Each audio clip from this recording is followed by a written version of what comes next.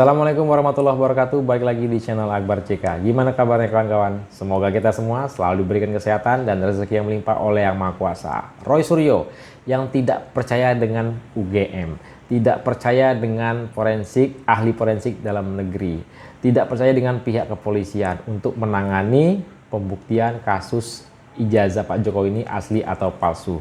Ini mendapat respon dari Pak Susno Duaji, ya, mantan Kabareskrim Polri.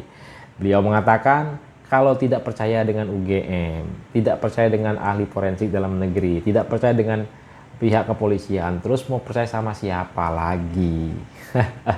Dan juga nih ada pengacara, ya.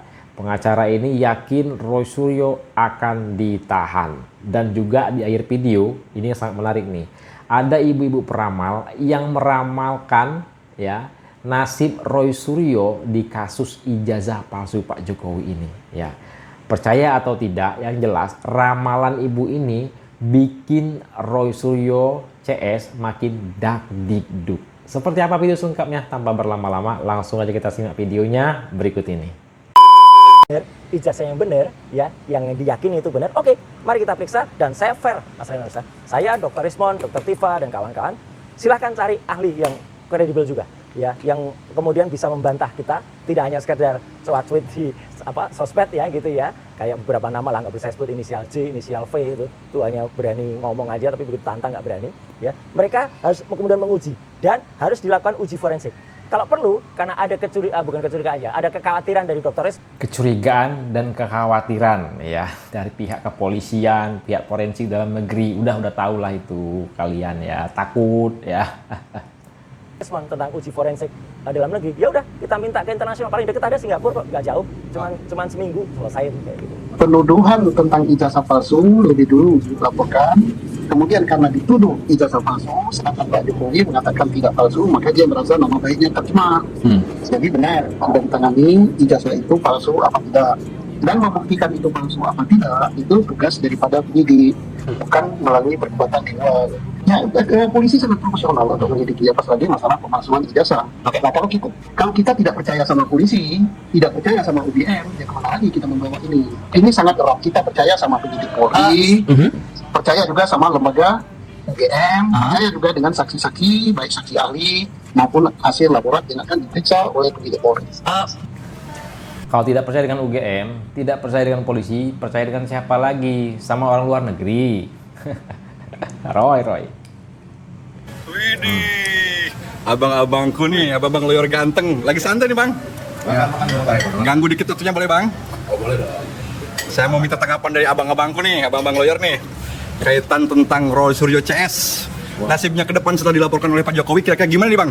Wah, menurut kacamata hukum? bicara lagi nanti. Di penjara apa enggak nih? Ditangkap enggak nih? Kira-kira menurut Abang? Pasti. Saya pastikan Roy Suryo CS ditahan. Ya, saya pastikan itu. Secara tegas malam ini saya katakan Roy Suryo CS ditahan. Garing banget, ya. Roy Suryo CS pasti ditahan. Kenapa? Karena ini tidak bisa dimaafkan menurut saya. Pak Joko Widodo itu mantan presiden, menjabat selama 2 periode. Bagaimanapun juga, pengikutnya sampai hari ini tuh puluhan juta orang, ya, yang suka dan yang betul-betul merasa puas akan kinerja Pak Joko Widodo.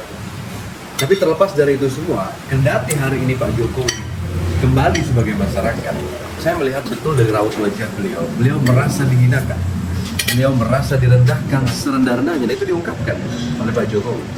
Jadi saya mau katakan bahwa ada satu adigium hukum yang menjelaskan bunyinya begini, indeks anime servo.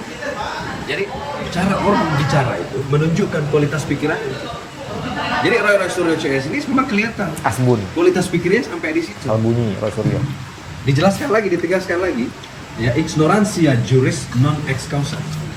Jadi ketidaktahuan akan hukum itu tidak bisa dimaafkan.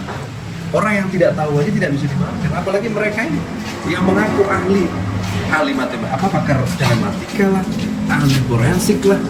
Jadi mereka ini sebenarnya orang yang mengerti tentang hukum, karena tidak bisa dimaafkan.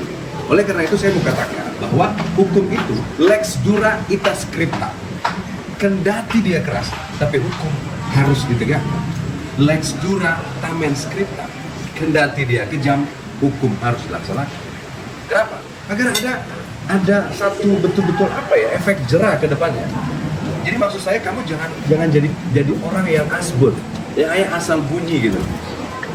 Ya, kamu merasa kamu ahli, lalu kamu seenak udelmu bicara. Seenak udelmu bicara. Ya, menilai data atau dokumen orang lain. Jadi kalau ditanya apakah Roy Suryo CS ditahan, pasti ditahan. Saya pastikan. Ya, kenapa? Karena saya melihat Pak Jokowi betul-betul merasa dihinakan.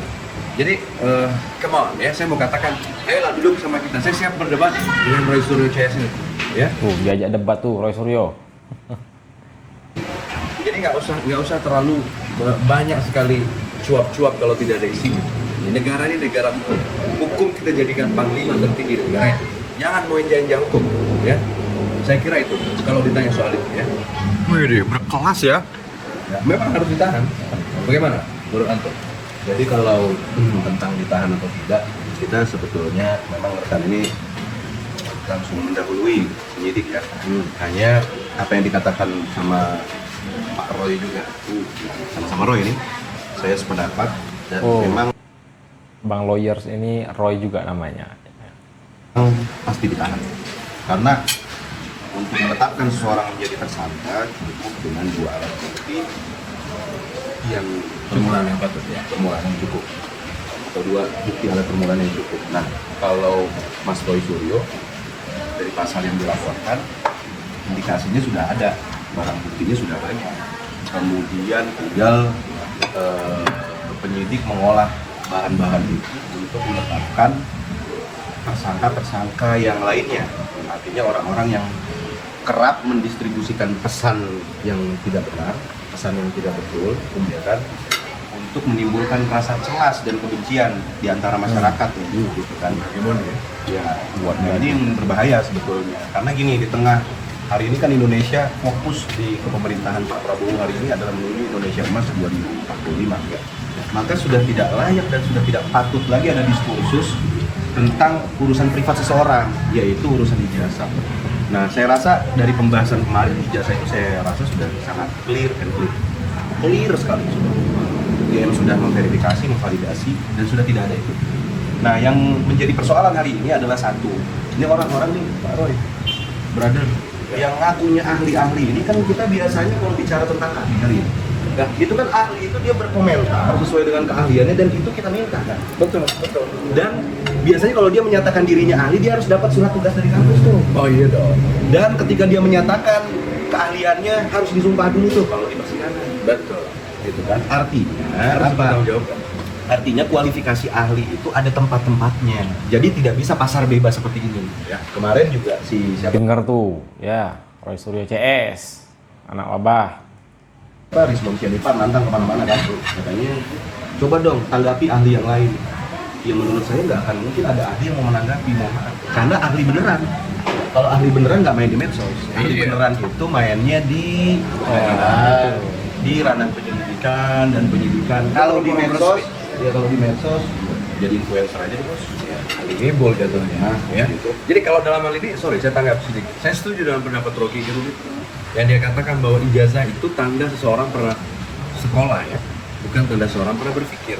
Artinya apa? Kalau kamu masih pembahasannya masih seputar soal ijazah, kamu nggak punya kemampuan lain untuk mengkritik Jokowi itu dari sisi kebijakan. Artinya kan kebijakannya Jokowi selama 2 periode. Saya mau tegaskan dulu nih, saya ini bukan pendukung Jokowi. Tapi kalau hal-hal yang kaitan soal ijazah dibahas, soal dokumen ini dibahas, foto itu dibahas, maksudnya kok recehan? Kamu kan dokter, ngobrolnya kok cuma recehan gitu. Ayo dong. Recehan. Ngomongin soal ijazah, ayo dong kita ngobrol yang produktif gitu. Asas. Yang sifat-sifatnya yang filosofis. Ya, yang filosofis, yang esensial. Jangan mau ngomongin soal ijazah. Jadi kualitas doktermu jadi saya ragukan gitu. Jadi itu yang saya mau tegaskan. Sekali lagi, saya mau Mantap ya.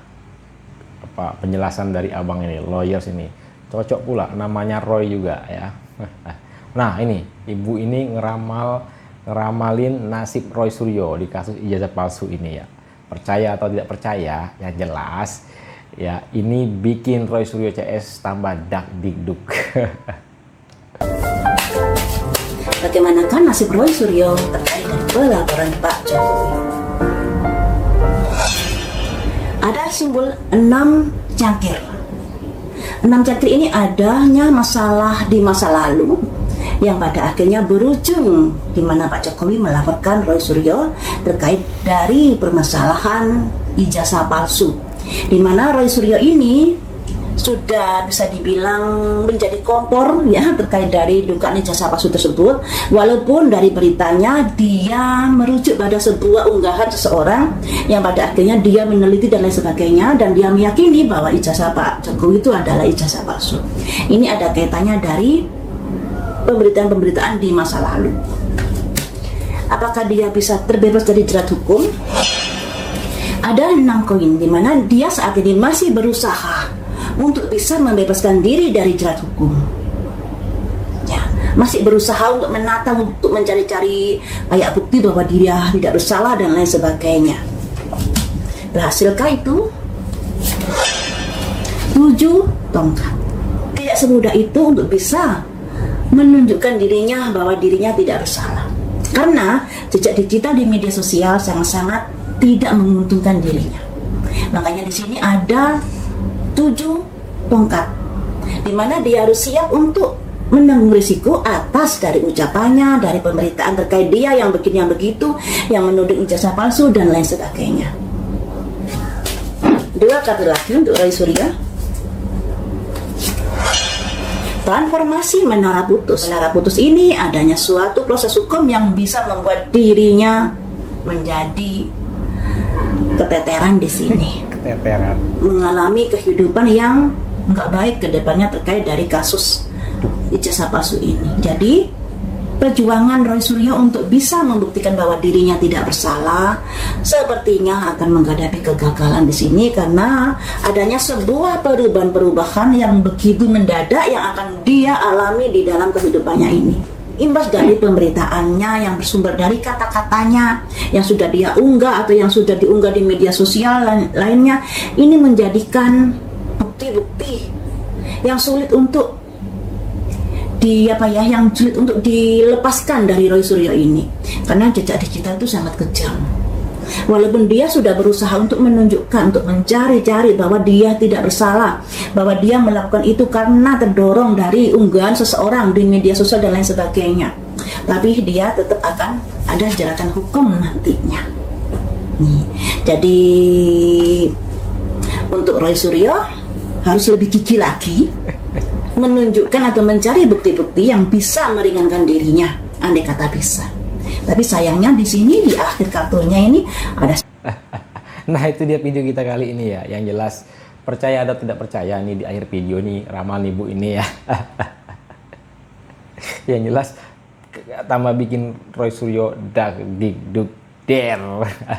Silahkan ketik komentar kalian terkait video kita kali ini, dan jangan lupa like, comment, share, dan subscribe-nya agar tidak ketinggalan informasi dan notifikasi dari channel ini. Saya Akbar CK, Assalamualaikum warahmatullahi wabarakatuh, salam sehat selalu, bye-bye.